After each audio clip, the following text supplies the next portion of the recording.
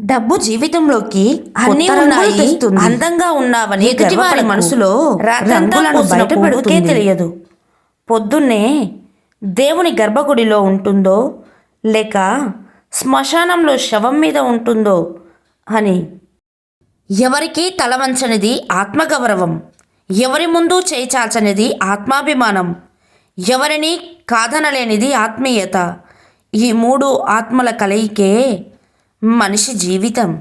ఎప్పుడు ఎవరు ఎలా మారుతారో చెప్పలేం. సమయం కంటే వేగంగా మారే మనుషుల మధ్య ఉంటున్నాం.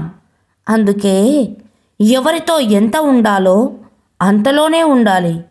మనవాళ్ళు అనుకోవడం మనం చేసే పెద్ద తప్పు.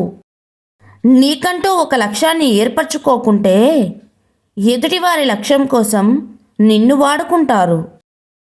మనం చేసే పనిలో నిజాయితీ, మనం మాట్లాడే మాటల్లో నిజం ఉన్నంత వరకు ఎదుటివారు ఎంత పెద్ద మనిషి అయినా భయపడాల్సిన అవసరం లేదు.